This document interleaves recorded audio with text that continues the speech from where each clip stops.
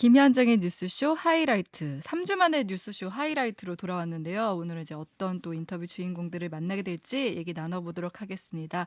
오늘 자리 함께 해주신 경향신문 박순봉 기자, 그리고 CBS 김현정의 뉴스쇼 우리 막내 PD 서재희 PD 나왔습니다. 안녕하세요. 안녕하세요. 네, 안녕하세요. 우리 코너 들어가기 전에 늘 이제 한 주간 주목한 뉴스 뽑아오잖아요. 우리 서재희 PD가 주목한 뉴스는 뭐예요? 저는 주 69시간 근무제 사실상 철회 이 뉴스 음, 가지고 왔는데요. 네.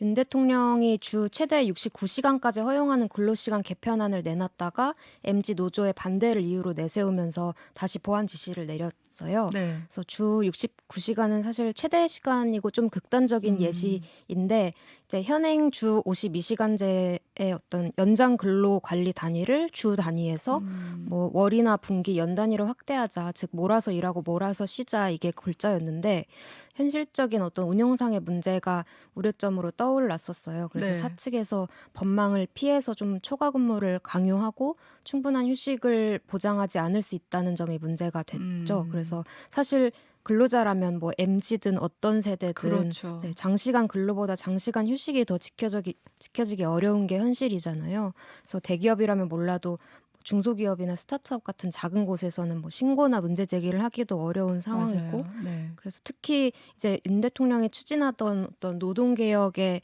우군 중 네. 하나로 여겨졌던 2030 MZ 노조마저 개편안을 비판을 하면서 뒤늦게 좀 한 발 물러선 건데요. 네. 그래서 결국에는 사실상 전면 재검토, 또 음. 백지화 수순을 밟게 된 걸로 보입니다. 네. 그래서 주 60시간이 어떤 새로운 가이드라인으로 제시가 됐는데, 사실 현행법상 주 평균 60시간이 법적으로도 업무상 질병이나 아니면 과로사 그렇죠. 인정 기준이라서 네. 계속 비판이 이어질 걸로 보이고요. 네네.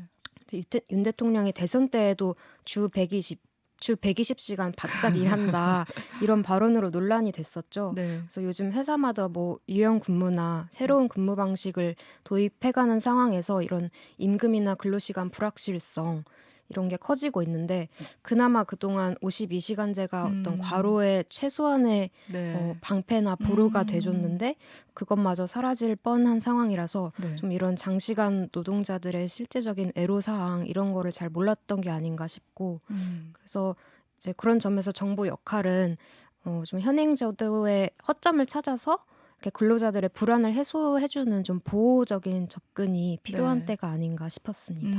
우리 박순봉 기자는 어떻게 봤어요? 네, 지금 여권 쪽의 얘기 들어봤을 때 최근에 윤석열 대통령 지지율이 많이 하락했거든요. 네네. 그렇게 하락한 이유에 대해서 좀 찾아봤다고 하더라고요. 그래서 크게 두 가지를 꼽는데, 하나는 이제 일본의 그 강제동원 배상 해법 내놓은 거 네. 하나하고, 그리고 나머지 하나를 이 주 최대 69시간 근로제를 뽑고 있어요. 근데 이제 이 두 가지 안건에 대해서 용산 쪽의 그 판단은 좀 다른 거죠. 이 네. 한일 관계 문제에 있어서는 요거는 일단은 그대로 추진해 볼 수 있다, 이렇게 좀 판단을 하고 있고, 반대로 이 주 69시간제 같은 경우에는 좀 치명적이라고 판단을 했대요. 그래서 네. 이제 굉장히 재빨리 좀 전환을 하는 그런 그림이 있고, 특히 아까 MZ 세대 얘기를 하셨는데 지지율을 분석을 해보니까 2030 세대가 좀 많이 빠지더라는 거예요. 그래서 이제 그쪽 쪽에 이제 의견을 좀 많이 들어가지고 네. 전환을 하는 그런 과정이다, 이렇게 좀 보시면 될 것 같습니다. 그러니까 지난 한 2-3주 전만 해도 이제 우리나라 저출산 문제가 굉장히 심각하다 이랬었는데, 저출산 문제 심각한데 또 노동 시간은 늘리니까 또 그거 너무 역행하는 거 아니냐 이런 비판도 좀 많더라고요. 네, 사실 이제 비판이 대부분 좀 타당한데, 네. 다만 이제 용산 쪽에서 좀 억울해하는 거는 네이밍부터가 좀 잘못돼가지고 이게 필패할 수밖에 없는 이슈였다, 이렇게 좀 억울해하고 있거든요. 네. 그래서 이제 안에 보면은 조금 그 책임 소재 공방 느낌도 좀 있는데, 예를 들자면 이제 그 노동부 쪽에서 처음에 브리핑을 할 때는 자기들 주장은 69시간이라는 표현은 안 썼다라는 거예요. 근데 다만 이제 68시간이라는 표현이 한번 나오기는 해요. 네. 그러니까 왜냐면은 이제 그 68시간까지 그 문재인 정부에서 68시간이었던 거를 52시간으로 내렸다. 근데 요거를 다시 고친다라는 취지로 얘기를 했으니까 네. 68시간까지 갈 수 있다라는 그런 얘기가 좀 되는 거고, 이제 기자들이 계산을 해가지고 69시간으로 기사를 쓰게 됐던 맞아요. 거거든요. 네네. 근데 이제 이렇게 되면은 딱 한마디로 들었을 때, 그러니까 결국 정부의 입장은 이 총 근무 시간은 같은 거잖아요. 네. 다만 집중적으로 일하는 시간이 일부 그쵸. 있을 수 있다라는 네. 건데, 이게 절대적으로 근무 시간이 늘어난 것처럼 그렇게 느껴질 수 있다라는 거죠. 네. 이제 네이밍부터 다 잘못됐기 때문에 이거는 물러설 수밖에 없다 이런 얘기들도 합니다. 어쨌든 이제 정부가 다시 재고하기로 했으니까 어떻게 나올지 좀 이제 봐야 될 것 같고요. 우리 박순봉 기자가 이번 주 주목한 뉴스는 뭐예요? 저는 그 전두환 씨 손자 음, 그 전우원 씨의 그 폭로 과정들 뭐 한 번 있었던 게 아니잖아요. 여러 방송도 차례 계속해서 했죠. 쭉 했고 네. 이런 과정들을 쭉 좀 주의 깊게 봤고 특히 어제는 이 전우원 씨가 이 유튜브 라이브 방송을 하는 도중에 잡혀가는 것 같은 그런 어, 모습이 나왔잖아요. 네. 그리고 이제 마약인지 확인되지 않았지만 어떤 약을 투약하는 것 같은 그런 모습이 나와가지고 이게 굉장히 좀 인상적이었고요. 이 음, 전우원 씨의 폭로는 사실 굉장히 의미는 있는 상태였잖아요. 네, 네. 왜냐하면 이제 전두환 씨에 대해서 많이 잊고 있는 상황이기도 했고 그다음에 그 추징금이나 아니면 어떻게 살고 있는지 좀 그쵸. 관심에서 멀어진 상황이었는데 만약에 이 전우원 씨의 주장이 다 사실이라고 하면은 굉장히 잘 살고 있고 음, 불법적으로 마련된 돈도 굉장히 많다라는 거잖아요. 네, 네. 그래서 좀 의미가 있다라고 생각을 했는데 그 음, 와중에 또 이 스피커라고 할까요? 네. 말하는 사람이 또 결국 이제 마약에 연루된 것 같은 이런 모습이 나와가지고 좀 음. 혼란스러운 뉴스였던 것 같아요. 네. 혼란스럽다는 말이 맞는 것 같아요. 어쨌든 이제 전두환 씨 그러니까 가족이 스스로 이제 반성하고 사과하는 모습을 보인 거는 되게 의미가 있었는데 또 그 폭로하는 과정에서 좀 여러 불거지는 문제들 뭐 본인의 마약 경험이나 뭐 성범죄 경험들을 뭐 털어놓거나 이런 일도 있었잖아요. 맞아요. 그래서 좀 이 논란이 어떻게 갈지는 또 다음 주에 봐야 되지 않을까 네, 싶습니다. 그럼 우리 이제 본격적으로 인터뷰 주인공들을 만나볼게요. 우리 첫 번째로 만나볼 인터뷰 주인공은 누구예요? 첫 번째 인터뷰는 이제 오랜만에 정치권 원로인 김종인 국민의힘 전 비대위원장 네. 모시고 여야 현안 살펴봤는데요. 이제 지난주가 윤 대통령 당선 1주년이었고 이제 전당대회 끝나고 당 지도부랑 당직 인선도 마쳤어요. 네. 그래서 김기현 대표가 선거 기간에 이제 연포탕 연대 포용 탕평 당대표를 표방했는데 이 선출된 최고위원들이나 아니면 임명된 당직자들까지 친윤 일색이라는 어떤 우려와 비판이 쏟아졌습니다. 네. 그리고 민주당도 지금 어느 때보다 내부 균열이 좀 표면화가 되고 있는 상황인데요.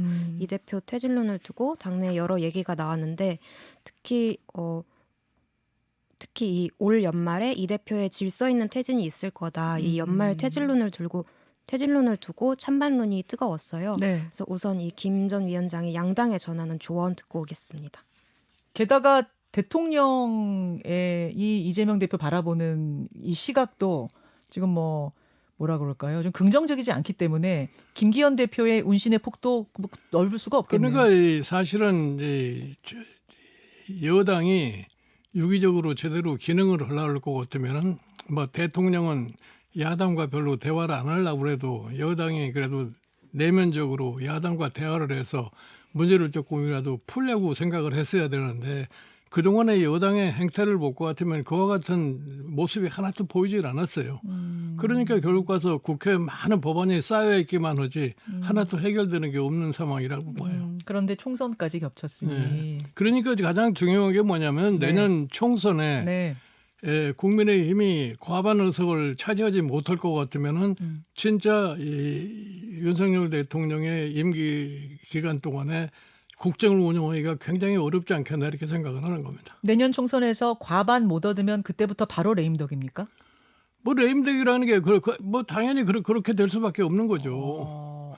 예를 들어서 우리가 지금은 야당이 국회를 장악하고 있는 상황이기 때문에 일반 국민들이 참 이 집권을 했어도 굉장히 어렵구나 하는 어느 예라도 할 수가 있지만 내년은 집권 2년 차에 대한 중간 평가를 하는 그런 상황이기 때문에 평가죠. 거기에서 과반을 차지하지 못하면은 이제 국민이 실질적으로 정권에 대한 심판을 했다고 생각하기 때문에 더욱 어려워질 수밖에 없다고 나는 봐요. 그렇군요. 최근에 소위 이 전당대회를 앞두고 대표 선거를 하면서 네. 이 의원들의 행태를 보니까 이게 과연 민주정당이 맞느냐 이래가지고서 과연 국민들에게 지지를 받을 수 있겠느냐.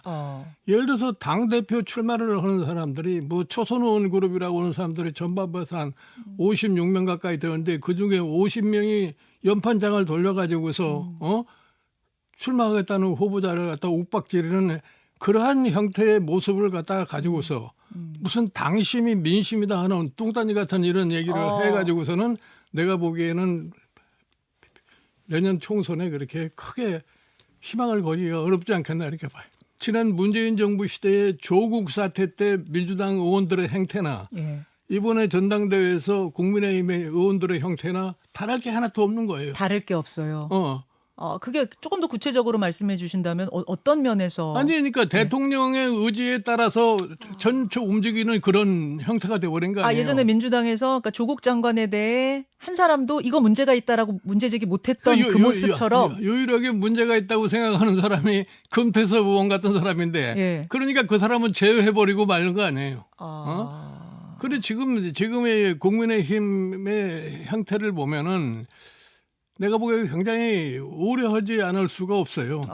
내가 보기에 물론 초선 의원들이 내년에 공천과 관련해 가지고서 혹시라도 공천에 탈락되지 않느냐는 이런 두려움 때문에 막 그러한 소위 행동을 했다고 생각을 하지만 그렇게 해가지고 정당이 정상적으로 기능을 발휘하기는 내가 굉장히 어렵다고 생각해요. 김기현 대표가 들어서서 새 지도부를 꾸리지 않았습니까? 지금 지금 전당대회 과정에 대해서는 굉장히 문제 있다고 하셨습니다만 어쨌든 새 지도부가 꾸려지고 당직 인선도 거의 완료했습니다. 이 모습을 보면서는 조금 희망을 얻진 않으세요? 나는 이 모습을 갖다가 보면은 역시 막 대통령의 의중이 그냥 다 반영이 된 형태를 지금 보여주고 있는데 저게 과연 내년에 총선의 효과를 볼 수 있을 것이냐 없느냐는 굉장히 회의적이에요. 내년에 공천과 관련해서 여러 가지 문제를 내포할 수밖에 없지 않느냐 이렇게 생각하는 겁니다. 그 말씀은 공천위에 들어가는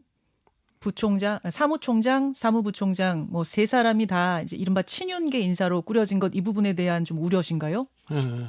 아니 그러니까 지금 뭐 사람을 고르다 보니까 사람이 없어서 그랬는지 모르지만 예. 일반적으로 밖에 나타난 형태를 볼 것 같으면 결국 가서 전부가 다 흔히 얘기하는 뭐 친윤 그룹이다 이렇게 일반 국민이 판단할 수밖에 없는 그러한 당직을 구성한다고 난 봐요. 예. 명령 하나로 일사불란하게 움직인다고 해서 그 당이 안정된 당이라고 볼 수가 없어요. 그래요. 근데 이제 자꾸 제가 총선이라 그러네요. 전당대회 끝나고 나서 지도부에서 쏟아낸 메시지들이 뭐냐면 안철수 의원은 품고 가고 이준석 전 대표는 이제 뭐라고 하나요? 버리고 간다. 뭐 이런 메시지가 나왔어요. 근데 그런 소리를 하는 자체가 내가 보기에 민주정당으로서의 좀 능력이 없다고 난 생각을 해요. 네. 사실은 뭐 안철수 의원을 갖다 포용했다고 그래서 뭐가 달라지는 거고 이준석을 갖다가 배척한다고 그래서 당에 무슨 도움이 되거냐 이런 걸 생각을 해봐야죠.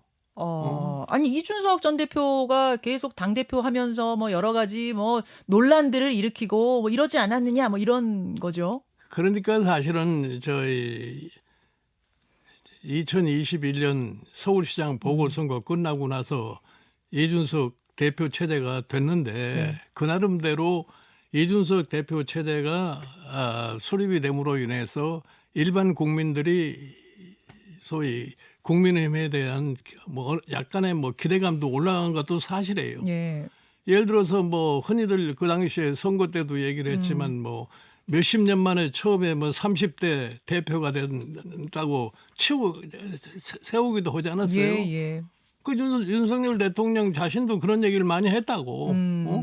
그리고 그 사람이 대표를 하면서 무슨 당내 무슨 불안이 좀 있었는지는 모르겠지만 그 정치적으로 조금 저희 미숙한 측면이 있어가지고서 대표직을 수행하는데 약간의 잡음이 있었던 것도 사실이지만 그 나름대로 그 사람도 대통령 선거에 기여한 것도 또 사실이에요. 근데 그런 것을 갖다 무조건 배격을 하고서 그 사람은 제외해야 되겠다. 그게 과연 국민의힘에 도움이 될 거냐 안 될 거냐를 한번 생각을 해봐야 되지. 총선에 도움이 될 것이냐 안 될 것이냐라는 말씀은 도움 안 될 거다 그런 의미로 들리네요. 내가 사실은 저희 이준석 대표 징계를 했을 적에 내가 한 지지도가 10%는 떨어질 거라고 내가 그런 얘기를 한 적이 있어요. 당 지지도가? 네. 그렇게 됐습니까? 그 이후에 무슨 저희 윤석열 대통령의 지지도가 많이 하강을 해가지고 뭐 24%대까지 내려가고 그러지 않았어요? 그러면은 이준석 전 대표 공천 지금 안 줄 거다라는 전망들을 많이 하거든요, 전문가들이. 그렇게 나는 이준석 대표를 공천하느냐 안 하느냐는 이제 당이 판단할 거라고 나는 생각을 하지만 이준석 대표의 선거구가 노원구 아니에요. 네, 서울. 그 노원구라는 데 가서 국민의힘의 후보가 가서 당선되기 굉장히 어려운 곳입니다. 아, 험지죠. 그렇다 할 것 같으면은 전략상으로라도 내가 보기에는 이준석 대표를 포용을 하는 것이 국민의힘으로서는 나는 현명하다고 생각을 해. 만약 그럼에도 불구하고 공천 안 준다면 무소속이나 뭐 혹은 신당을 만들어라라고 조언하시겠어요? 찾아와서 묻는다면 조언하시겠어요? 그거는 본인이 알아서 할 일이지만 예. 지난번 언젠가 이준석 대표가 얘기하기를 자기가 공천을 못 받으면 과거에 홍준표 씨가 공천을 못 받고 나오는 식의 그런 행동도 할 수 있는 것처럼 뭐 말했습니다. 얘기를 한 걸로는 알고 있어요. 예, 무소속으로 나와서 네. 당선되고 복당하는 방식. 그 방식도 가능하다고 보세요. 그거야 뭐 그게 실현이 될지 안 될지는 모르는 얘기지만. 아니 홍준표 시장하고는 급이 다르다. 이준석 전 대표 그런 이야기도 하던데요. 저 최고위원 중에서는. 그러니까 그거는 이제 내부 모르겠어요. 우리 김기현 대표가 내년에 공천하는 과정 속에서 전략적으로 어떻게 판단하냐에 따라 달려 있을 거라고 봐요. 예. 분당 같은 상황이 벌어질 수도 있다고 보세요. 예를 들어 제가 보기에 뭐 여당이 분당되거나 그런 가능성은 나는 없다고 봐요. 김재원 수석 최고위원이 전광훈 목사 집회에 참석을 했는데 5.18을 헌법에 넣겠다는 공약은 전라도에 립서비스한 거라는 대화를 주고받았다가 큰 논란이 됐습니다. 김종인 위원장님은 5.18 묘역에 가서 무릎 꿇고 참배도 뭐 여러 번 하시고 대선 때 호남과 함께 해야 된다라는 메시지 강하게 내셨던 분으로서 이번에 이 논란은 어떻게 보십니까? 내가 보기에는 우리 김재원 전 의원께서 좀 상식 이하의 얘기를 하지 않았나 이렇게 판단을 해요. 저 정강훈 목사 앞에서 뭐 립서비스 하기 위해서 그런 얘기를 했지만 뭐 보니까 금방 뭐 사죄했다고 그러는 거 같던데. 어제 사과했습니다. 예. 총선에도 내가 사실은 국민의힘의 비대위원장에 들어가 가지고서 서진 정책을 해야 되겠다고 해서 그때 거기에 공을 많이 들였는데 그 결과가 사실 대통령 선거에도 나타난 겁니다. 나타났죠. 그리고 지금 보면은 호남 문제를 갖다가 그렇게 단순하게 광주나 전남에만 국한시킬 것이 아니라 이 전국에 흩어져 사는 호남 사람들의 정서를 생각을 해야 돼요. 예를 들어서 이 서울 같은 데는 이제 호남의 유권자가 34%가 더 됩니다. 그렇군요. 그 사람들을 갖다가 잃어버리고서 선거를 하면 결과는 뻔한 겁니다. 원포인트 개헌을 하더라도 그건 넣어야 된다고 보세요. 다음 대선 전에. 원포인트 개헌이라고 하는 것은 내가 보기에는 그건 뭐 되지도 않을 소리를 하는 그래요? 그런 거기 때문에 그래요? 개헌을 갖다가 언제 하느냐는 아직도 모르겠어요. 개헌은 내가 보기에는 우리나라 같은 상황에서는 사회적으로 큰 변혁이 없는 한 개헌은 되기가 어렵지 않나 이렇게 생각을 해봐요. 그러니까 예를 들어서 내년도 총선의 결과에 따라서 개헌의 얘기가 나올 수도 있고 안 나올 수도 있고 그렇습니다. 민주당 어떻게 될 걸로 보세요, 위원장님? 내가 보기에 민주당도 지금 이재명 대표의 사법 리스크 때문에 지금 뭐 비명이니 친명이니 옥신각신하고 있는데 결국 가서 당의 진로를 놓고서 최종적으로 결심을 해야 할 사람은 나는 이재명 대표가 아닌가 이렇게 생각을 해요. 어떻게 결심을 해야 된다고? 아니 본인이 무엇이 당을 위해서 가장 효과적이고 내년 총선을 위해서 가장 효과적인가는 그 기준에 의해서 판단할 수밖에 없는 거죠. 네, 3월 15일 수요일에 있었던 김종인 전 비상대책위원장 인터뷰 듣고 오셨습니다. 김종인 전 비대위원장이 이제 예전에 윤석열 대통령에게 별의 순간을 얘기했던 분이기 때문에 이분이 어떤 말을 하느냐가 우리 이제 집중을 하잖아요. 이번에도 좀 재밌는 얘기를 하셨는데 윤 대통령 대선 1년 점수를 물었어요. 그러면서 30%대 중반 지지율을 언급하면서 점수를 대신했는데 그럼 이제 그 정도 점수라고 저희가 이제 이해를 하면 되는 거죠. 근데 이번 주에 특히 좀 윤 대통령 지지율이 좀 많이 떨어지는 모습을 보였죠. 네, 이제 윤 대통령 지지율이 계속 30에서 40%대를 왔다 갔다 유지하고 있는데요. 이번 주 나온 여론조사에서는 다시 좀 일제히 떨어지는 추세를 보였습니다. 네. 그래서 먼저 주초에 나온 리얼미터 결과를 보면 미디어 트리뷴 의뢰로 3월 6일부터 10일까지 전국 성인 2,508명 대상으로 조사한 건데요. 한 달 만에 30 10%대로 하락을 해서 38.9%를 기록했고요. 네. 또 어제 나온 한국갤럽 조사에서도 33%, 그래서 부정평가는 60%가 나왔고 네. 네, 이 조사는 3월 14일에서 16일까지 전국 성인 1,003명을 대상으로 조사한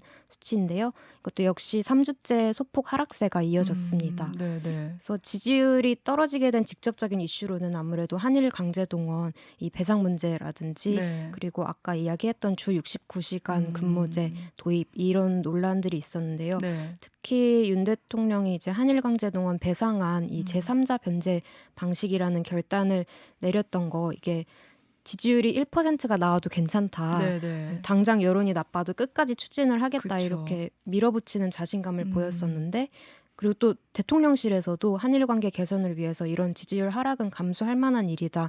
이런 담담한 반응을 좀 보였거든요. 네. 그래서 그렇게 할 수 있었던 이유를 보면은 이 제3자 변제안에 대한 찬성 여론이 이 윤 대통령 지지율과 좀 비슷한 수준이거든요. 네, 네. 네, 30% 초중반 정도 되는데, 그래서 이 콘크리트 보수 지지층에 대한 믿는 구석이 좀 있었던 것 같고, 또 이 주 69시간제 논의에서도 MZ 노조에만 좀 초점을 맞추는 모습을 보여줬는데, 이 문제 역시 좀 자기 지지층의 호응만 얻으면 된다, 이런 생각이 좀 바탕이 되어 있던 게 아닌가 싶었습니다.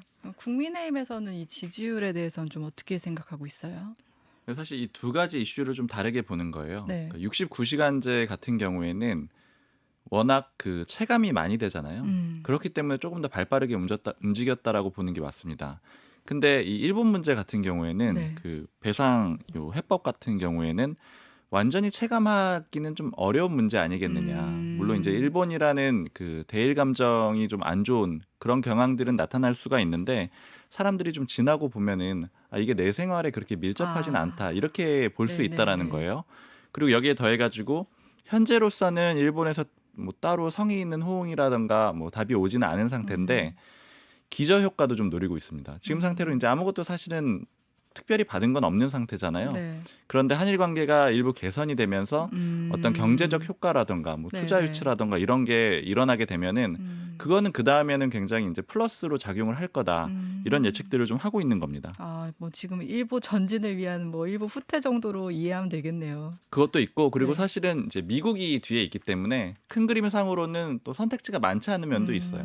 그 앞으로 한미 정상회담에서도 또 이를 회복할 수 있겠다, 이런 생각도 있을 것 같아요. 맞아요. 특히 사실 용산 쪽 분위기를 들어보면 한일 정상회담은 좀 불안불안해하는 면이 있어요. 왜냐하면 이제 우리가 이렇게 제시를 하고 통 크게 양보를 한 다음에 일본 쪽에서 제대로 화답을 안 하면 어떻게 하지? 이렇게 우려가 좀 있고, 그래도 미국이 뒤에 있기 때문에 일본이 아주 뭐 막 나가지 못할 거다, 이런 정도의 기대가 있다면 미국 쪽하고는 이번에 굉장히 좀 좋은 이벤트들이 많이 준비되어 있다, 이렇게 얘기들을 하거든요. 네. 그러니까 한미 정상회담에서 결국에 이런 걸 좀 커버하려고 할 수도 있습니다. 그리고 저는 이제 69시간 관련해서는 딱 떠올랐던 장면이 그 초등, 그 만 5세 초등 입학 번복됐던 거, 그 장면이 떠올랐었거든요.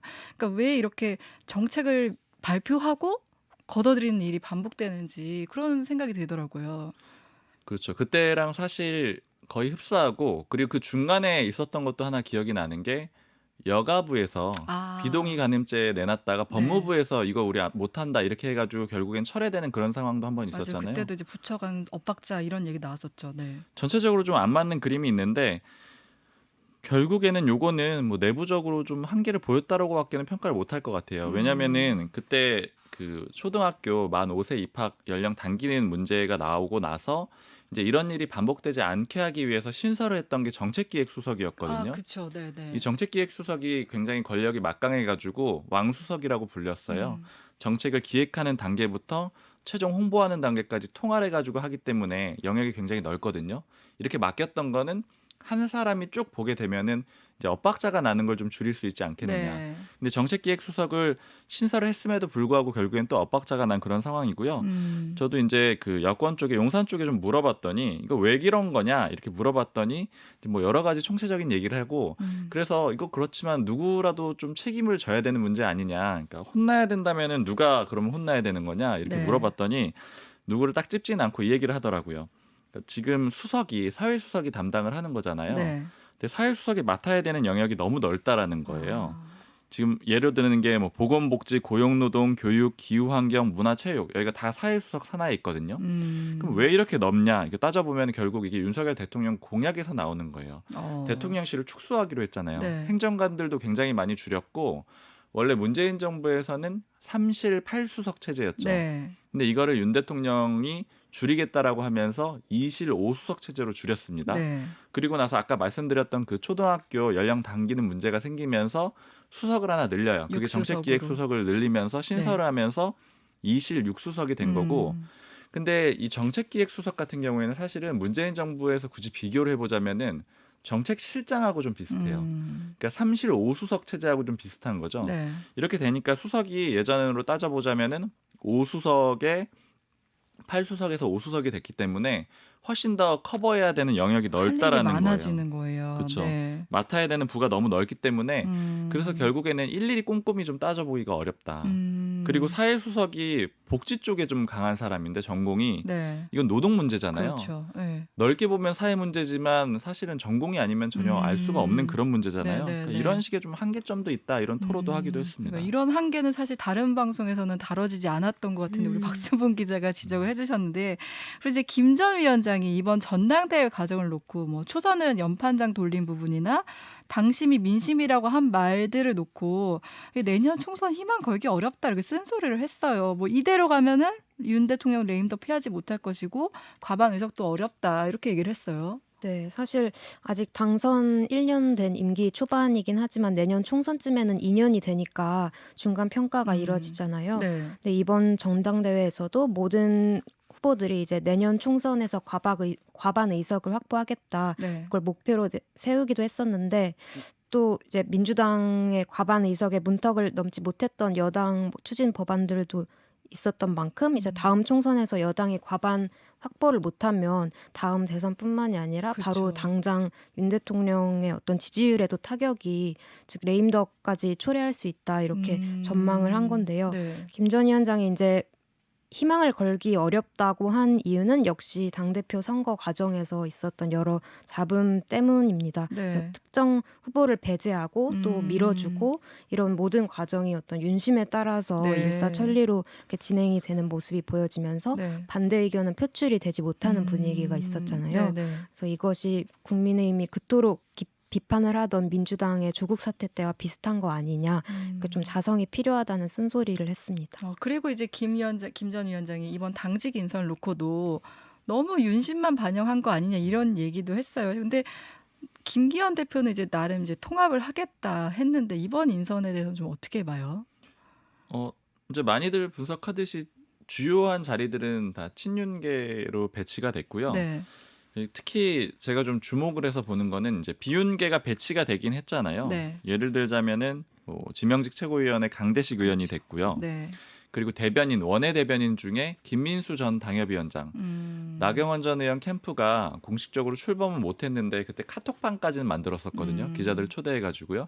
근데 거기에서 이제 일종의 공보 업무, 대변인 역할을 담당했던 인물인데 대변인으로 임명을 해준 거죠. 네, 네. 그리고 안철수 의원한테는 이제 과학기술 쪽 특위 만들 거니까 위원장 해달라고 했는데 이거 거부했고요. 근데 이렇게 세 가지를 이제 섞으려고 했던 건데 네.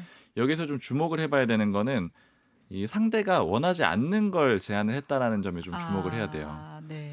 예를 들자면 강대식 그 최고위원 같은 경우에는 지금 일단은 이게 유승민계라는 타이틀로 지금 붙여져 그렇죠. 있잖아요. 네, 네. 근데 이제 유승민 전 의원하고 가깝지는 않습니다. 최근에는 좀 멀어졌고 네. 그리고 아까 말씀하셨던 그 초선 의원 연판장 나경원 전 의원 비판했었던 그 연판장에 이름을 올린 인물이기도 해요. 강대식 의원 같은 경우에는. 네, 네. 그래서 이제 그 색채가 좀 뚜렷하지 않고 그러네요. 네. 그리고 무엇보다 유승민계를 배려한다면 보통 어떻게 해야 되냐면 유승민 전 의원한테 물어보는 게 보통 맞는 거죠. 그렇죠. 네. 근데 유승민 전 의원의 입장을 물어보지 않고 그냥 이제 골라가지고 했다라는 거. 그 마찬가지가 안철수 의원도 마찬가지예요. 안철수 의원이 만나긴 했잖아요. 김기현 대표랑. 네. 근데 거기에서 제안한 과학기술특위 위원장은 안 맡은 거잖아요. 이 얘기도 역시 안철수 의원이 원하지 않는 자리를 제안했다. 이렇게 볼 수가 있는 거고. 그리고 김민수 전 위원장 같은 경우에도 네. 대변인, 김민수 대변인 같은 경우에도 나경원 전 의원하고 그렇게 가까운 인물은 아니라 그래요. 아, 그래요. 그러니까 이제 이 그림들을 좀 보면은 비유를 들자면은 이제 서로 좀 싸웠어요. 근데 악수를 먼저 한 쪽인 거죠. 네, 그러니까 네. 악수를 먼저 손을 내밀었는데 상대가 원하진 않는 거예요. 근데 그냥 그 그림만으로도 이 김기현 대표 쪽에서는 좀 충분하다라고 보는 것 같고, 아, 그리고 연결해가지고 이 강대식 의원한테 제안했던 지명직 최고위원이 사실은 또 유승민계였던 그 유유동 의원한테도 제안이 왔었거든요. 아, 네, 근데 네. 유유동 의원은 거절을 했어요. 근데 제가 요거를 뭐 유유동 의원한테 확인한 건 아니고 다른 그 루트로 확인을 했는데 네. 이때도 좀 비슷한 상황이었어요. 유유동 의원이 예전에 김기현 원내대표 시절에 정책위 의장을 했거든요. 네, 맞아요. 그 원내대표랑 네. 정책위 의장 쌍이고 네. 그리고 삼선 의원이에요. 근데 지명직 최고위원은 물론 뭐 높은 선수의 의원이 하는 경우도 있지만 보통은 좀 낮고 지명직이라는 게 당연히 선출직보다 낮을 수밖에 네, 없거든요. 그쵸. 그 위상 자체가요. 그러면 정책위 의장까지 했던 사람인데 당 3역 중에 하나를 했던 사람인데 지명직 최고위원을 준 것 자체가 좀 안 약간 맞죠. 받기가 좀 어려운 제안을 음. 애초에 한 게 아니냐 이런 얘기들이 국민의힘에서 많이 나오거든요. 네. 그러니까 이제 이 그림 자체는 결국에는 뭐랄까요? 공급자 중심, 아. 공급자 중심의 그런 비윤계 섞이었다 이런 평가를 할 수가 있고 네. 그렇기 때문에 연포탕이 완전히 좀 실현된 걸로 보기는 어렵지 않겠느냐. 음. 물론 기본 구성 자체도 친윤계 쪽이 압도적으로 많기 때문에 그런 네. 평가도 있고 비윤계 구성 역시도 좀 그렇다 이런 점을 음. 말씀을 드리는 겁니다. 구색만 좀 갖추려 했던 거 아닌가 이런 생각이 드는데 또 김종인 전 비대위원장은 이준석 전 대표 포용해야 된다 이런 얘기도 했는데 그런 면도 이번엔 사실 별로 보이진 않았죠. 이준석 전 대표 쪽은 사실은 제한이 없었다고 봐야 되겠죠. 크게 보면은 나경원계 물론 이제 실제 계파인지는 제가 더 따져봐야 된다라고 말씀드린 네. 거고 나경원계, 유승민계를 좀 포함을 시킨 건데 지금 이준석계라고 불릴 수 있는 인물 중에는 아직 제한이 없었고요. 그리고 천하람 전 후보를 김기현 대표가 만나려고 하고 있어요. 아. 지금 이미 나머지 3명의 후보는 네. 나머지 2명의 후보는 다 만났잖아요. 음. 황교안 전 대표하고 그다음에 안철수 의원을 만났는데 천하람 후보는 지금 못 만난 상태거든요. 네. 지금 천하람 전 후보 같은 경우에는 순천에 내려가 있다 그러거든요. 네. 그러니까 요게 이제 본인 입장을 확인한 건 아닌데 그림 만들어주는 요 상황을 좀 부담스러워하는 게 아니냐 이런 해석들도 좀 오히려 주변에 있습니다. 피한다 뭐 이런 네, 건가요? 지금 방송 네. 출연 원래 초기에 많이 하다가 네. 그 탈락한 뒤에 많이 하다가 지금 좀 안 나오고 있거든요. 그래서 이제 그런 해석들도 같이 있습니다. 왜냐하면 자리를 가게 되면 결국에는 이제 이 악수를 손을 먼저 내미는 그 그쵸. 그림은 만들어지게 되는 거잖아요. 통합하는 그림이 나오겠죠. 네. 네. 물론 그리고 그런 자리에서 천하람 후보한테 김기현 대표가 어떤 자리를 또 제안할 가능성이 있는데 이제 그렇다고 하더라도 남은 자리가 썩 좋은 게 없어요. 그러니까 안철수 의원한테 특위위원장 주려고 했잖아요. 네, 네. 그러면 그 이상 더 좋은 자리를 주긴 사실상 어렵다라고 봐야 되는데 특위위원장 외에 뭐 마땅한 게 없는 거죠. 그리고 당 대표를 나오기 위해서 경쟁을 했던 후보이기 때문에 웬만한 자리를 받기가 좀 애매해요. 예를 들면 뭐 대변인 시킨다라고 하면 좀 안 그 맞죠. 상대 네. 입장에서는 굉장히 불쾌할 수도 있는 거잖아요. 대변인이라는 건 입장을 잘 전달해야 되는 역할인데. 그렇죠. 네. 그래서 줄 자리가 마땅치 않고 준다고 하더라도 아마 애매한 자리밖에 없을 거다. 그래서 이제 그런 점을 좀 고려해가지고 만남을 좀 피하는 게 아니냐 이런 해석들도 당내에서 있습니다. 네, 국민의힘 얘기는 여기서 마무리를 하고 이제 김종인 전 비대위원장은 민주당 새정치민주연합 시절에 그때도 이제 비대위원장을 하기도 했었어요. 그러니까 양당을 오가셨던 분인데 그렇다 보니까 민주당에 대해서도 조언을 했어요. 이재명 대표에 대해서 당과 개인의 문제를 구분할 줄 알아야 한다. 지금 당에서도 이 대표 행보를 놓고는 좀 여러 얘기들이 나오고 있죠. 네, 우선 비명계 의원들 사이에서 나왔던 늦여름 초가을 8월 퇴진론이 네네. 있었고 또 그에 반해서 친명계 내부에서 나왔던 게 연말에 질서 있는 퇴진론 그리고 이번 주 출연했었던 조응천 의원은 당장 타이타닉 배가 침몰하고 있는데 연말은 너무 멀다고 하면서 제3안인 단계적인 퇴진론을 꺼내 들기도 했습니다. 어쨌든 다 퇴진론을 얘기하고 네. 있네요. 네. 그래서 지난주까지만 해도 사퇴냐 아니냐 이걸 두고 설전이 있었는데 네. 이번 주에는 거의 연내 퇴진은 기정사실화를 하고 좀 진퇴 여부를 넘어서 방식에 대한 언제 어떻게 물러날 거냐 하는 단계로 좀 건너뛴 듯한 분위기였습니다. 그래서 한 주 한 주 다음 일을 예측하기가 힘든 어려운 상황인 것 같습니다. 이렇게 입장이 좀 다 다른 배경이 있겠죠? 지난주에 특집 방송 때도 좀 언급을 했는데 네. 친명계나 비명계나 다 민주당 소속 의원들이니까 네, 네. 뭐 의원들뿐 아니라 뭐 다른 이제 관계자들도 있겠죠. 친명계나 비명계나 다들 민주당이 잘 되길 원하는 거는 맞을 거예요. 공통의 목표는 있습니다. 네. 근데 그 목표를 이루기 위해서 어떻게 해야 되느냐에 대해서 완전히 세계관이 다른 거죠.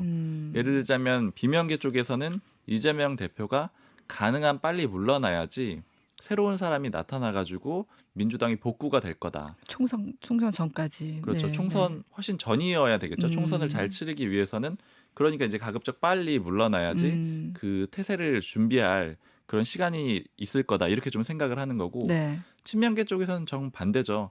이재명 대표가 있기 때문에 그나마 큰 선거에서 3연패를 했음에도 불구하고 여전히 이 정도의 지지율을 유지할 수 있고 네. 당의 형태를 갖추고 있는 거다. 혼란이 오지 않는 거다. 이렇게 전혀 입장이 다르고 그리고 개개인별로 보더라도 친명계를 이제 표방한 사람들은 당연히 이재명 대표가 있는 체제 안에서 공천을 받는다거나 아니면 주요한 자리를 맡는데 훨씬 더 유리한 입장인 거잖아요. 그러니까 이재명 대표가 필요한 거고 네. 비명계로서 이재명 대표를 공격했던 사람들은 당연히 총선에서 공천에서 불리할 거라고 예측을 할 거 아니에요. 그러니까 또 이재명 대표가 물러나야 되는 그러니까 목표는 같은데 서로 방법이나 또 그 이익 같은 것들이 네네. 완전히 다른 그런 상황이기 때문에 전혀 다른 얘기를 하게 되는 거고요. 이제 시점 가지고도 얘기들이 나오는 게 결국 이재명 대표가 수사를 너무 여러 가지를 받고 그다음에 너무 여러 가지 재판을 치르게 그렇죠. 되면은 당대표직을 현실적으로 유지하는 게 어려울 거다. 이런 네. 분위기는 친명계 쪽에서도 일부 있는 거예요. 근데 이 시점이 조금 다르잖아요. 네네. 비명계 쪽에서는 뭐 늦어도 가을 정도인 거고 아니면 그보다 좀 빠른 시점을 얘기하는 거고 네. 아니면 친명계는 이제 연말 정도를 얘기하는데 이게 결국 또 다 총선하고 연결이 돼 그렇죠. 있습니다. 네. 그러니까 비명계 쪽에서 분석하는 얘기는 연말에 나오겠다라는 거는 공천 어느 정도 다 마무리 짓고 대표직을 내놓겠다라는 거 아니냐.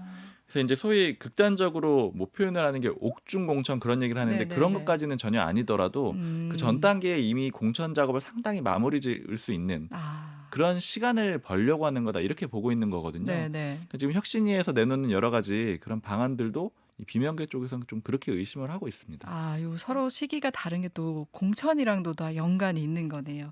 네, 우리 여기서 잠깐 쉬었다 올게요. 네, 주말 뉴스쇼 3부 김현정의 뉴스쇼 하이라이트로 함께하고 계십니다. 이제 두 번째로 만나볼 인터뷰 주인공은 누구예요? 네, 두 번째 인터뷰는 호사카 유지 세종대 대우 교수의 인터뷰인데요. 네. 윤 대통령이 이번 주 목요일, 금요일 이렇게 1박 2일간 한일 정상회담을 위해서 일본을 방문했죠. 네. 이제 김건희 여사도 동행을 했습니다. 그래서 이번 여름에 기시다 총리도 한국을 방문할 예정이라서 12년 만에 두 정상이 이제 양국을 오가는 셔틀 외교가 재개된 건데요. 윤 대통령은 이번 회담 성과로 일본의 어떤 수출 규제 완화라든지 지소미아 복원 이런 거에 합의를 했다는 거를 강조를 했고요. 네. 하지만 회담 전부터 뜨거운 쟁점이었던 이제 반발 여론이 거셌던 한일 강제징용 해법, 이 제3자 변제안에 대해서는 회담에서 언급이 없었습니다. 네. 그래서 전반적으로 과거사 문제에 대한 어떤 일본 측의 호응이 부족했다. 총리의 사과나 반성도 없었고 오히려 2015년 위안부 합의만 다시 꺼내고 끝났다는 점에 대한 비판이 있었습니다. 네, 네. 그래서 우선 호사카 유지 세종대 대우 교수의 평가는 어떤지 들어보시겠습니다. 공항 도착할 때 의전부터 시작해서 저녁 만찬까지 전체적인 분위기 어떻게 보셨어요? 예, 일단 그 양천상관 그 양극 관계 전부 간의 관계로 보면 일본 쪽에서 상당히 대접을 해줬다. 그렇게 볼 수가 있습니다. 예. 사실 일본에서는 그 급빈 방문이라는 말은 쓰지 않았습니다. 예. 국빈 방문은 아니었죠 이번에. 네네. 예. 그 실무적 방문이라는 수준인데 그러나 일본 자위대가 나와가지고 그 의식을 잘 해줬고요. 여러 면에서 급빈 방문에 준하는 그러한 대접을 해주었다. 그런 식으로 볼 수가 있습니다. 무슨 오모테나시? 오모테나시 대접을 잘 한다라는 뜻인데요. 예. 그리고 이자에 걸쳐서 그 속식을 만찬을 했지 않습니까? 네네. 이런 것도 상당히 이례적인 것이고. 저는 그 질문 드리려고 그랬어요. 예. 근데 보통은 이런 방문을 하면 정상이 방문하면 관저라든지 예. 공간 같은 데서 일행들 다 초대해서 뭐 건배도 하고 네네. 이런 모습을 우리가 봐왔는데 이번에는 외부 식당에서 첫 번째 식사는 스키야키 예. 먹고 스키야키 식당 소고기 전골 그리고 두 번째는 오므라이스. 예, 오므라이스. 원래 이렇게 식당으로 외부 식당으로 그거는 가고 사실 그래요? 처음이라고 할 수가 있습니다. 그럼 지금 호사카 유지 교수님 말씀 들어보니 대접 면에서는 네. 극진한 대접이었던 거 맞다. 예. 그 말씀. 자, 그럼 한일 정상회담 내용으로 들어가 보겠습니다. 일제 강제징용 피해자들에 대한 배상금은 우리나라 재단에서 지급한다. 일본 기업이 혹시나 참여 의사를 이번에 밝히지 않을까 기대를 했었는데 없었습니다. 대신에 한일 정상 간 셔틀 외교 복원, 그리고 반도체 소재 부품 장비, 이른바 소부장이라고 하죠. 소부장 수출 규제 해제, 그리고 한일 군사정보 협정이죠. 지소미아 복원, 그리고 한일 청년들을 위한 재단 설치하기로 우리 전경련과 일본 게이단렌이 합의. 요 정도입니다. 네, 맞습니다. 자, 요 성과를 호사카 유지 교수는 어떻게 보세요? 예, 먼저 그 공동 성명을 내지 않았지 않습니까? 공동 성명. 예, 그것은 기자회견은 했지만 기자회견의 내용을 봐도 서로 다른 부분이 굉장히 많이 눈에 띄었습니다. 그렇기 때문에 맞출 수가 없었다. 가장 중요한 부분은 역시 과거사 문제에 대한 인식이죠. 윤석열 대통령 김대중 어부지 선언을 상당히 간절을 했지만 예. 아까도 좀 말씀하셨지만 일본은 그거 아니라 전체적인 일본 내각의 입장을 계승한다. 전체적으로 계승한다는 표현을 전체적으로. 그리고 거기에 더 서명되어 있지 않는 하나가 있는데요. 그것은 전체적인 일본 자민당 내각의 입장은 일제 강점기는 합법이었다 이것입니다. 예, 이런 것도 다 숨어 있는 내용입니다. 지금 일본의 사실 지금까지도 원칙적인 입장은 네. 식민 지배는 불법이 아니다. 네, 강제 동원은 없었다. 네, 65년에 청구권 협정으로 모든 배상 문제는 해소됐다. 네, 2018년 한국 대법원 판결은 국제법 위반이다. 네. 이게 지금 일본의 공식 입장이죠, 사실. 예, 공식 입장이자 사실 굳어져 있는 굳어져 있는. 예, 그러니까 국제적인 합의라든가 국제적인 관계라는 것은 유연하게 해야 되지만 일본은 과거에 가기 결정이라는 거 해가지고요 내각에서 막 금회의에서 결정한 내용을 그대로 계속 지킵니다. 예, 그러니까 상당히 유연성이 없는 것이 특히 일본 자민당 내각, 이 자민당 내각이 거의 55년 이후 예. 뭐 4년 빼고 다 자민당 내각이기 그렇죠. 때문에 그렇죠. 그 앞에서 결정한 것을 거역할 수가 없는 그러한 구도가 만들어져 있어가지고요. 우리가 볼 때 그리고 국제사회에서 볼 때 상대방에 맞추지 않습니다. 예, 우리에게 맞춰라.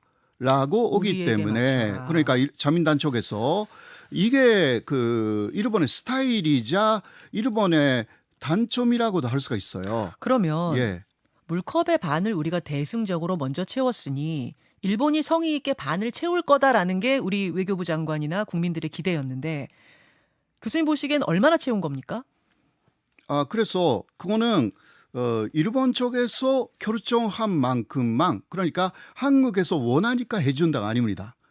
예, 물론 한국에서 원하고 있는 부분이 있지만 예. 그래도 일본은 이거밖에 못한다. 혹은 이거는 할 수 있다. 예. 그거는 해주는 것뿐입니다. 근데 이게 지금 채우기는 채운 건가 싶은 게 예, 성과라고 내놓은 것들 뭐 지소미아 복원이라든지 소부장 규제 해제라든지 한일 청년재단이라든지 이런 건 우리만 좋은 게 아니라 어떤 것은 일본한테 더 좋은 거고요. 예를 또 들면 그냥 그냥 보통 반반이에요. 처음 나온 이야기로서는 전용 기금이잖아요. 예. 근데 그것도 일본으로 가는 한국 유학생에 대해서 장학금을 지원하겠다.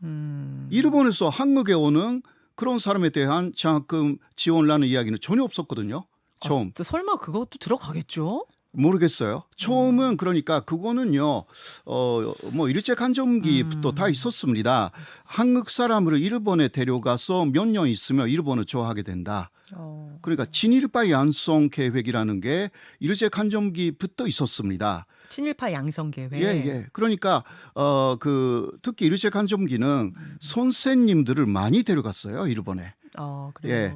네, 상당히 일본의 안좋은 생각을 갖고 있는 선생님들도 그러니까 당시는 보통 학교에서 학생들을 가르치잖아요. 네. 그런 선생님들도 일본에 가면 선진화되어 있는 일본 그리고 예의 바른 일본인들을 만나면 바뀐다.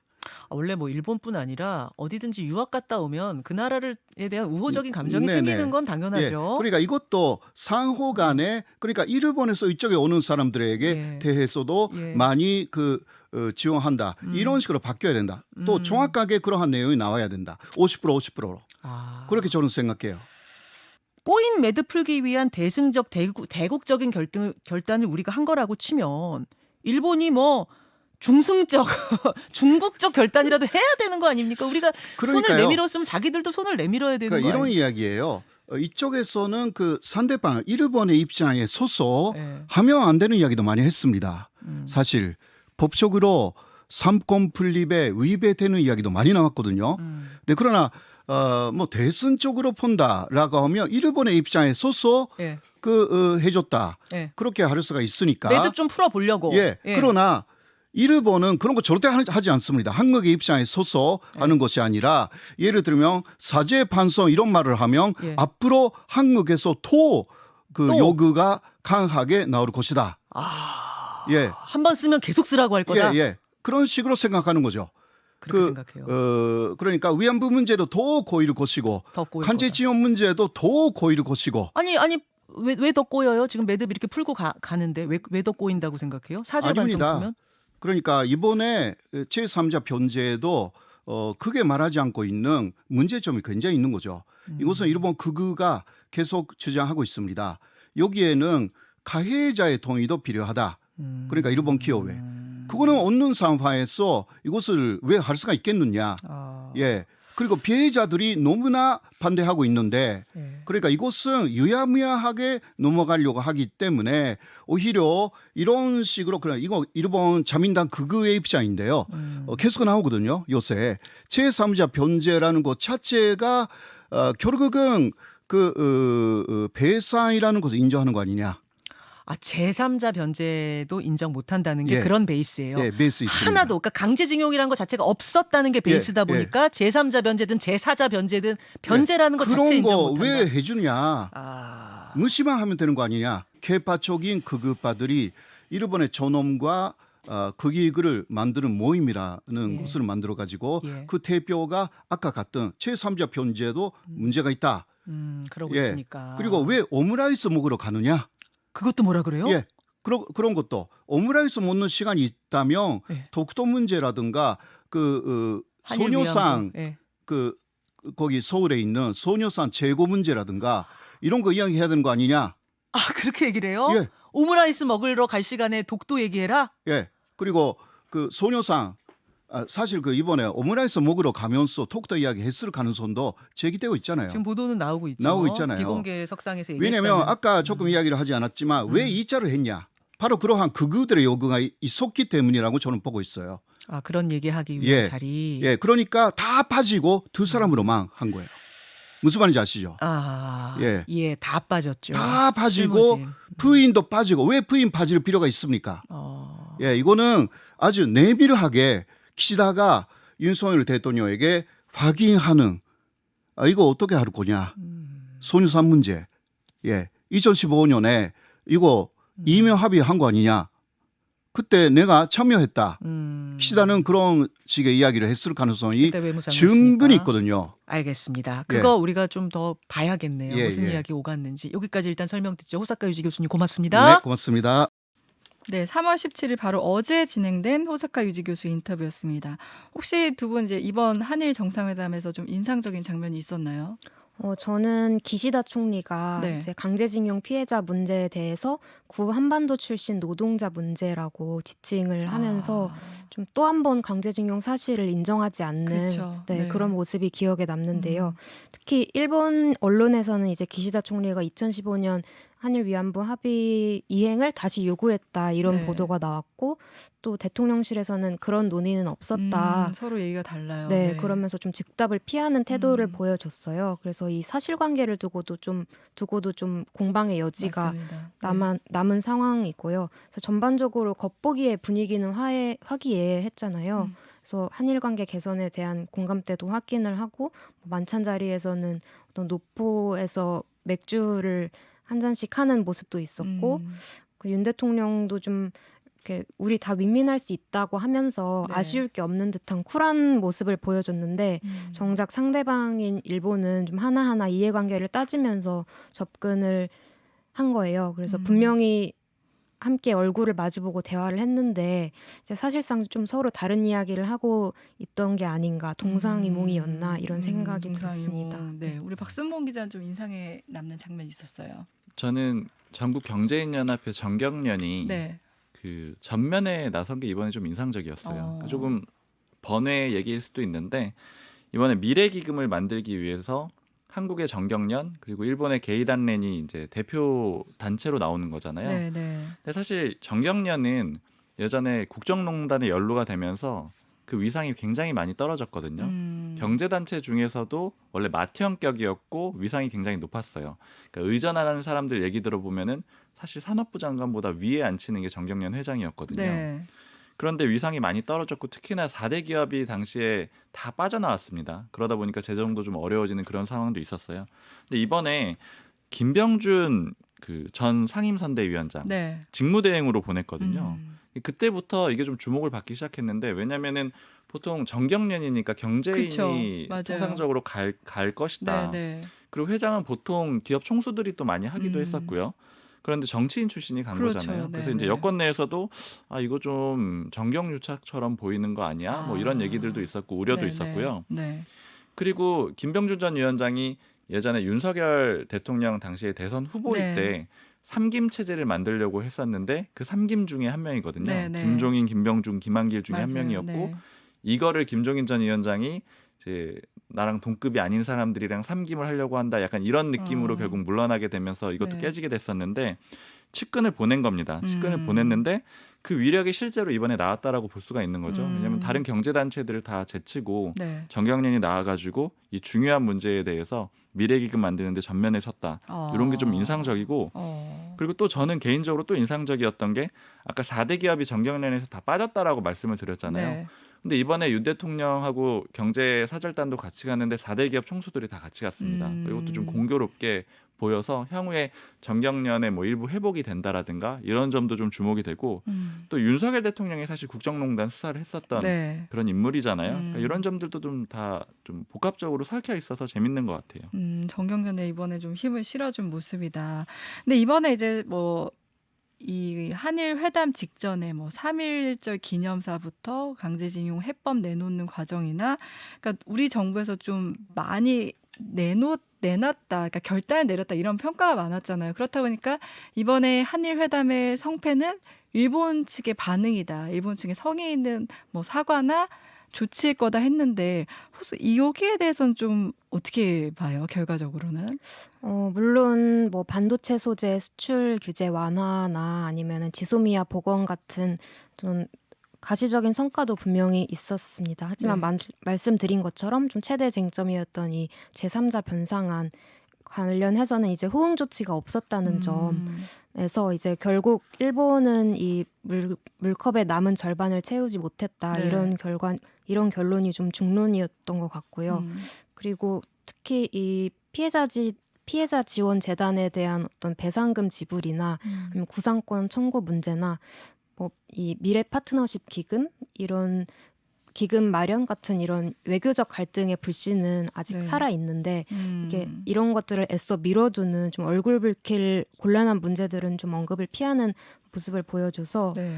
그동안 이제 윤 대통령이 회담 전후로 국익이라는 개념을 많이 강조를 했잖아요. 네. 그래서 이번 결과를 보면 과거사보다는 이제 경제 안보 측면에서 어떤 국익에 초점을 맞춘 건데 이제 윤 대통령이 대한민국의 1호 영업 사원이다라고 강조를 했던 만큼 네. 좀 국내에서도 인정할 만한 충분한 성과가 있어야지 그동안 보여줬던 자신감이 좀 설득이 될 것 같다. 네, 이렇게 봤습니다. 네, 호사카 유지 교수는 또 이런 지적을 하셨어요. 삼권 분립 위배되는 입장도 좀 많았다 이런 얘기도 했는데, 그러니까 이번에 회담 전에 사실 요미우리 신문가의 인터뷰 내용이 공개되면서 국내에서는 좀 좀 시끌시끌했잖아요. 근데 네. 윤 대통령이 또 일본에 가서도 구상권 청구는 또 없을 거다. 이게 이런 입장을 명확하게 했는데 그렇다면 이게 윤 대통령의 외교 스타일인 건지 이렇게 솔직하게 다 드러내는 게 외교 스타일인 건지 아니면 본래 신념인 건지 그러니까 미래로 나아가야 된다 이런 신념인 건지 좀 궁금하더라고요. 둘 다 반영돼 있는 것 같은데요. 일단은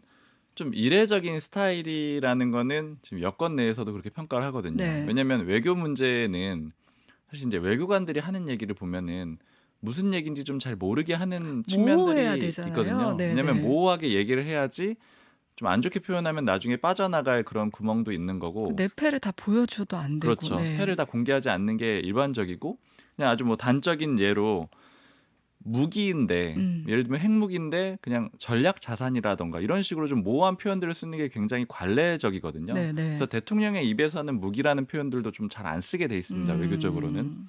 근데 윤 대통령 예전에 그런 표현을 한번 쓴 바도 있었고 그리고 요번에도 굉장히 구상권 청구 안 하게 딱 못 박아서 얘기를 해주잖아요. 네. 그러니까 이런 거는 윤 대통령의 스타일로 결국 보긴 봐야 될 텐데 그럼 이제 그 효과에 대해서는 좀 의아할 수밖에 없잖아요. 네, 왜냐하면 네. 전례가 없던 방식이니까요. 근데 이제 실제 이게 어떻게 돌아올지는 좀 향후에 평가를 해봐야 될 것 같습니다. 그리고 이제 뭐 1% 지지율이 나와도 밀고 나가겠다 했는데 비난 여론을 이렇게 감수하는 배경은 뭘까요? 일단은 이거는 국민의힘 쪽에서 나오는 얘기는 네.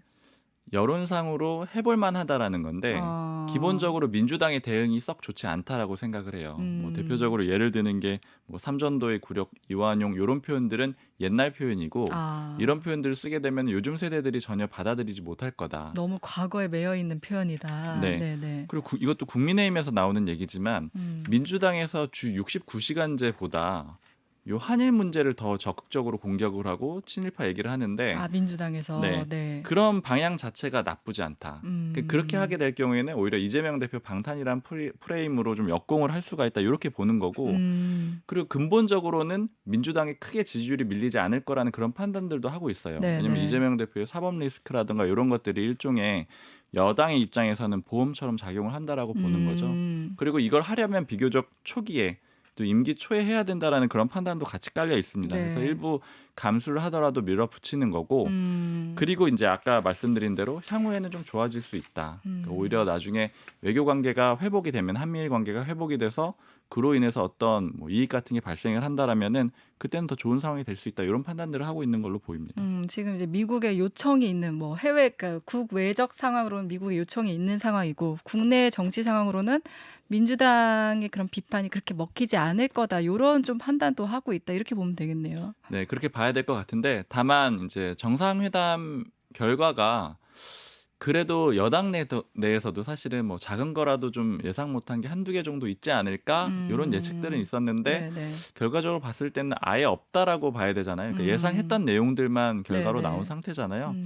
그래서 차후의 여론 흐름은 좀 더 봐야 될 것 같아요. 여기서 만약에 더 안 좋아지고 이런 경우에는 아마 또 다른 방향으로 움직일 수도 있을 것 같습니다. 그러니까 주말 사이에 요 한일 정상회담에 대한 얘기는 이제 정치권의 평가나 전문가들의 평가가 계속 나오지 않을까 싶습니다.